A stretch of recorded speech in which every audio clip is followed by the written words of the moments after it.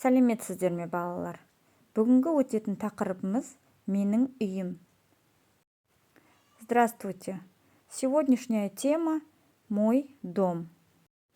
Бүгінгі сабақта өлеңді түсініп оқуды, сөйлемдерді толықтырып жазуды үйренесіз.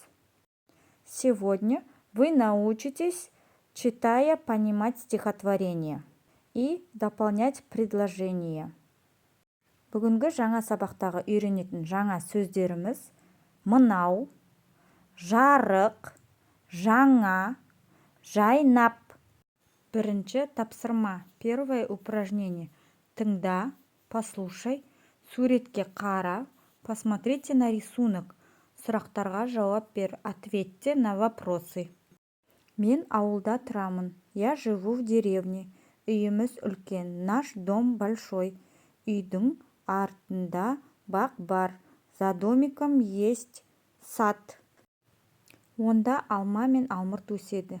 Там растет яблоня и дерево груши. Үйдің алдында гүл көп. Во дворе посажено много цветов. Енді сұрақтарға жауап берейік. Ответьте на вопросы. Ол қайда тұрады? Где он живет? Қандай үйде тұрады? В каком доме он живет? Енді екінші тапсырмаға көңіл аударайық. Обратите внимание на второе упражнение. Оқиық, прочтите. Оқы, сұраққа жауап бер. Прочитайте и ответьте на вопросы. Жаңа үй, новый дом. Көрмеп едім, ойлап бір. Керемет деп мұншалық. Бөлмелері жайнап тұр, терезесін күн шалып. Биік тұрмыс қаладан. 15-ші қабатта. Көрінер бұл арада, мейірім күнгі парадта. Несіпбек Айтұлы. Біліп ал, меншіктік мағына. Менің үйім, менің бөлмем жарық. Мой дом, моя комната светлая. Сонымен, балалар, өлең не туралы болды? Те упражнение, үшінші тапсырма.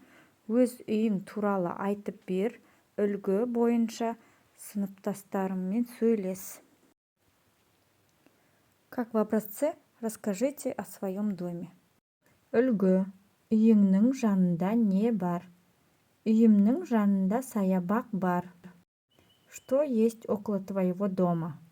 Рядом с домом есть парк. Енді дәптермен жұмыс. Төртінші тапсырма. Өлең мазмұны бойынша сөйлемдерді толықтырып жаз. Мынау менің үйім. Мен жаңа үйде тұрамын. Бөлмелері жарық және жайнап тұр. Терезесінен күн түседі. Жаңа үйіміз өте әдемі. Мен 15-ші қабатта тұрамын.